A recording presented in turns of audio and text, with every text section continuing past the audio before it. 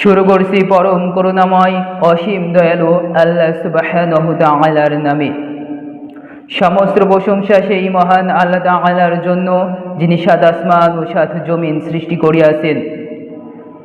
করে আছেন অসংখ্য অগণিত মাখলুকাত, যার মধ্য হইতে মানব জাতিকে সৃষ্টি শ্রেষ্ঠ জীব আশরাফুল মাখলুকাত হিসেবে মনোনীত করিয়াছেন এবং আদম সন্তানকে সম্মান ও মর্যাদা দান করিয়াছেন। সেই মহান আল্লাহ সুবহানাহু ওয়া তাআলার দরবারে অন্তরের স্থল থেকে শুকরিয়া আদায় করি, আলহামদুলিল্লাহ। সেই সাথে দুরূদ ও সালাম বর্ষিত হোক আমাদের প্রিয় নবী করিম সাল্লাল্লাহু আলাইহি ওয়াসাল্লামের প্রতি। সকলে বলি আল্লাহুম্মা সাল্লি আলাইহি, আল্লাহুম্মা বারিক আলাইহি।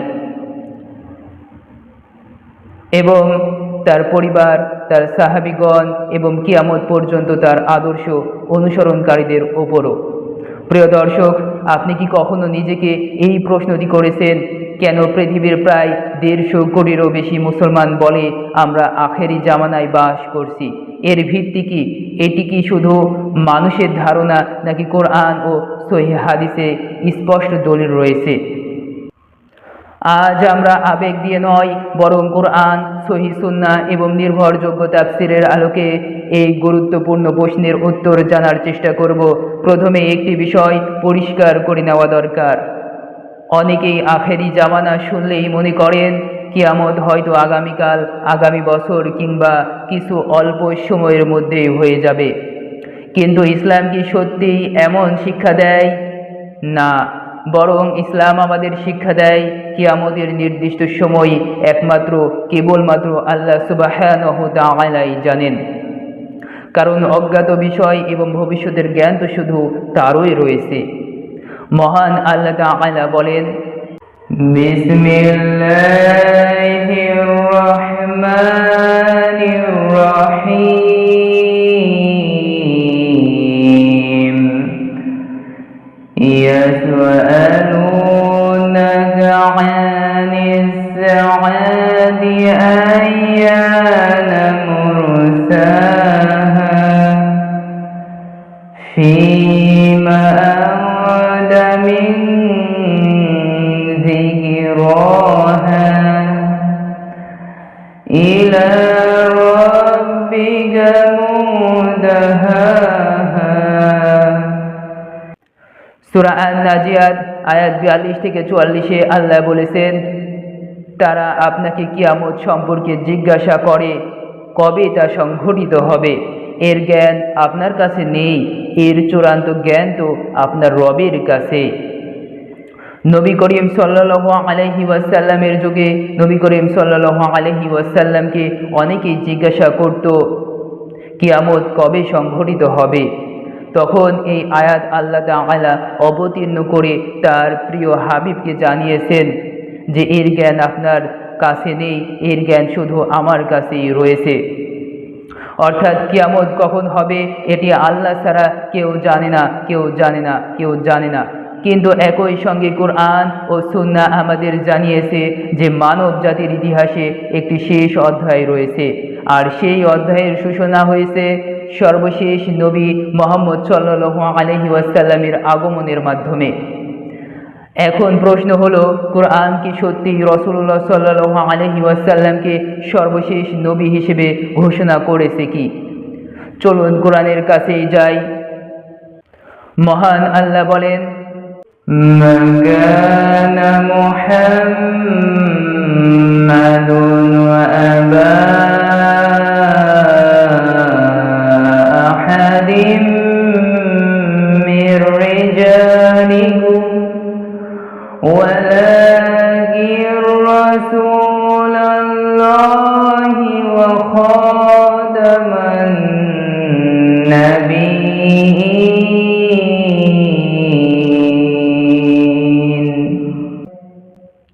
সূরা আল-আহজাব আয়াত 40-এ মুহাম্মদ তোমাদের কোনো পুরুষের পিতা নন, বরং তিনি আল্লাহর রাসূল এবং নবীগণের সর্বশেষ। এই আয়াতে একটি শব্দ আমাদের বিশেষভাবে লক্ষ্য করতে হবে, খাতামান নাবিয়্যিন। এর অর্থ কি? ইমাম ইবনে কাসির, ইমাম তাবারি সহ নির্ভরযোগ্য মুফাসসিরগণ ব্যাখ্যা করেছেন এর অর্থ হলো রাসূলুল্লাহ সাল্লাল্লাহু আলাইহি ওয়াসাল্লামের পর আর কোনো নবী আসবেন না, তার মাধ্যমেই নবুয়তের দরজা চিরতরে বন্ধ হয়ে গেছে। এই কারণেই মুসলিম উম্মাহ যুগে যুগে একমত হয়েছে রাসূল সাল্লাল্লাহু আলাইহি ওয়াসাল্লামের পরে যেই নবুয়তের দাবি করবে সেই মিথ্যাবাদী, সেই ভণ্ড। এখানে আরেকটি গুরুত্বপূর্ণ বিষয় রয়েছে। মহান আল্লাহ তাআলা বলেন, আল-ইয়াওমা আকমালতু লাকুম দীনাকুম ওয়া আতমামতু আলাইকুম নি'মাতি ওয়া রাদিতু লাকুমুল ইসলাম দীনান। সূরা আল-মাইদা আয়াত নম্বর 3। আজ আমি তোমাদের জন্য তোমাদের দিনকে পূর্ণাঙ্গ করে দিলাম, তোমাদের প্রতি আমার নিয়ামত সম্পূর্ণ করলাম এবং ইসলামকে তোমাদের জন্য দিন হিসেবে মনোনীত করলাম। যখন দিন পূর্ণাঙ্গ হয়ে গেছে এবং নবুয়ত সমাপ্ত হয়েছে, তখন নতুন কোনো শরীয়ত কিংবা নতুন কোনো নবীর আর প্রয়োজন নেই। এখন প্রশ্ন আসে, নবুয়ত শেষ হওয়াই কি প্রমাণ করে যে আমরা শেষ যুগে আছি? এই প্রশ্নের উত্তর দিয়েছেন স্বয়ং রাসূলুল্লাহ সাল্লাল্লাহু আলাইহি ওয়াসাল্লাম। সহিহ বুখারী ও সহিহ মুসলিমে বর্ণিত আছে, রাসূল সাল্লাল্লাহু আলাইহি ওয়াসাল্লাম নিজের তর্জনী ও মধ্যমা আঙ্গুল পাশাপাশি রেখে বললেন, আমি এবং কিয়ামত এ দুটির মতো প্রেরিত হয়েছি। তারপর তিনি দুই আঙ্গুলের মধ্যকার অতি সামান্য ব্যবধান দেখালেন। এখানে অনেকেই ভুল বুঝে বসেন। কেউ বলেন তাহলে তো কিয়ামত সঙ্গে সঙ্গেই হওয়ার কথা ছিল, কিন্তু হাদিসের অর্থ তা নয়। ইমাম আন-নাওয়াবী রহিমাহুল্লাহ ব্যাখ্যা করেছেন, এই হাদিসের উদ্দেশ্য হলো পূর্ববর্তী নবীদের যুগের তুলনায় রাসূলুল্লাহ সাল্লাল্লাহু আলাইহি ওয়াসাল্লামের আগমনের পর মানব জাতি ইতিহাসের শেষ পর্যায়ে প্রবেশ করেছে। তারপরে আর কোনো নবী আসবেন না। এখন মানব সভ্যতা কিয়ামতের দিকে অগ্রসর হচ্ছে।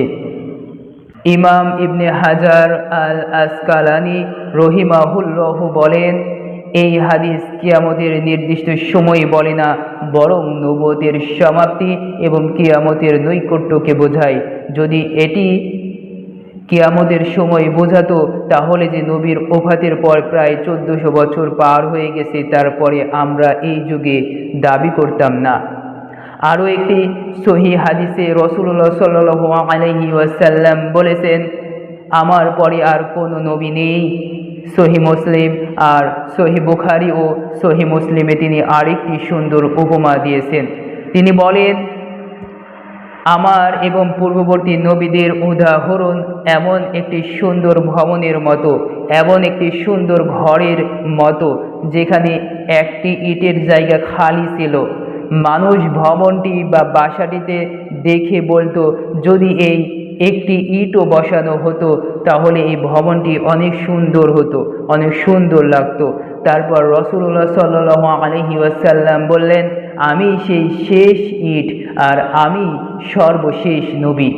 প্রিয় দর্শক, কুরআন আমাদের আরও একটি গুরুত্বপূর্ণ বিষয় জানায়। মহান আল্লাহ তাআলা বলেন, فَهَلْ يَنظُرُونَ إِلَّا السَّاعَةَ أَن تَأْتِيَهُم بَغْتَةً فَقَدْ جَاءَ أَشْرَاطُهَا فَأَنَّىٰ لَهُمْ إِذَا جَاءَتْهُمْ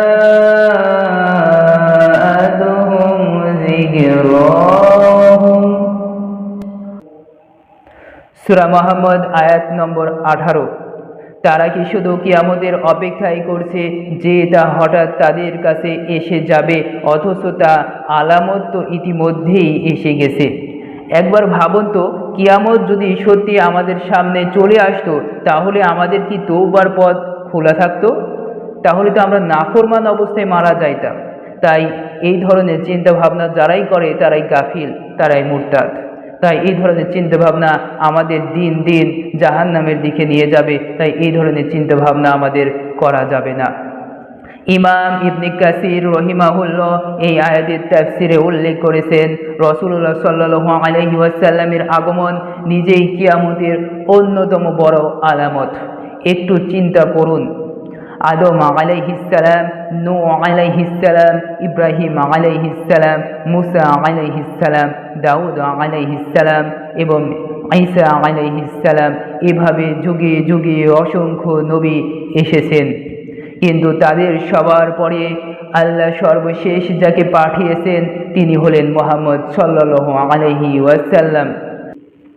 এরপর 14 শতাধিক বছর অতিক্রম হয়ে গেছে। পৃথিবীতে অসংখ্য শাসক এসেছে, সাম্রাজ্য ধ্বংস হয়েছে, প্রযুক্তির বিপ্লব হয়েছে, কিন্তু আর একজনও সত্য নবী আসেননি। কেন? কারণ আল্লাহ ঘোষণা করেছেন তিনি সর্বশেষ নবী এবং তিনি নবীগণের সর্বশেষ। এখন প্রশ্ন হলো, যখন নতুন কোনো নবী আর আসবেন না, তখন মানব জাতিকে সঠিক পথ কে দেখাবে? উত্তর একটাই, আল কোরআন এবং রাসূলুল্লাহ সাল্লাল্লাহু আলাইহি ওয়াসাল্লামের সুন্নাহ। এই কারণেই মুসলমানদের সবচেয়ে বড় দায়িত্ব হলো কোরআনকে বুঝে পড়া, সহিহ সুন্নাহকে আঁকড়ে ধরা এবং গুজব, কল্পনা, ভুয়া ভবিষ্যদ্বাণী ও ভিত্তিহীন গল্প থেকে দূরে থাকা। মনে রাখবেন, আখেরি জামানার আলোচনা মানুষের মনে অযথা ভয় সৃষ্টি করার জন্য নয়, বরং আমাদের ঈমানকে নবায়ন করার জন্য, আল্লাহর দিকে ফিরে আসার জন্য এবং আখিরাতের প্রস্তুতি নেওয়ার জন্য। প্রিয় দর্শক, আজকের আলোচনার সারসংক্ষেপ মাত্র 3টি বিষয়। প্রথমত, কোরআন স্পষ্টভাবে ঘোষণা করেছে মুহাম্মাদই সর্বশেষ নবী, এটাই চূড়ান্ত, এটাই চূড়ান্ত, এটাই চূড়ান্ত। দ্বিতীয়, রাসূলুল্লাহ সাল্লাল্লাহু আলাইহি ওয়াসাল্লাম জানিয়েছেন তার আগমন কিয়ামতের নৈকট্য নির্দেশ করে এবং তারপরে আর কোনো নবী আসবেন না। মানব জাতি নবুয়তের শেষ যুগে প্রবেশ করেছে, এটাই বাস্তব। তৃতীয়ত, শেষ যুগের আলোচনা আমাদের কৌতূহল মেটানোর জন্য নয়, বরং কোরআন ও সহিহ সুন্নাহর অনুসরণ করে আখিরাতের জন্য প্রস্তুত হওয়ার আহ্বান। আল্লাহ তাআলা আমাদের সবাইকে কোরআন ও সহিহ সুন্নাহকে দৃঢ়ভাবে আঁকড়ে ধরার তৌফিক দান করুন। সকলে বলি আল্লাহুম্মা আমিন। পরবর্তী পর্বে ইনশাআল্লাহ আমরা জানব কিয়ামতের আলামত কেন দেওয়া হয়েছে, এগুলোর উদ্দেশ্য কি, শুধু ভবিষ্যৎ জানানো নাকি মানুষের ঈমানকে জাগিয়ে তোলা। কোরআন ও সহিহ হাদিসের আলোকে আমরা সেই বিষয়টি বিস্তারিতভাবে জানব, বিস্তারিতভাবে আলোচনা করব। আল্লাহ আমাদের সকলের উপর বর্ষণ করুক শান্তি, রহমত ও বরকত। আসসালামু আলাইকুম ওয়া রাহমাতুল্লাহি তাআলা ওয়া বারাকাতুহু।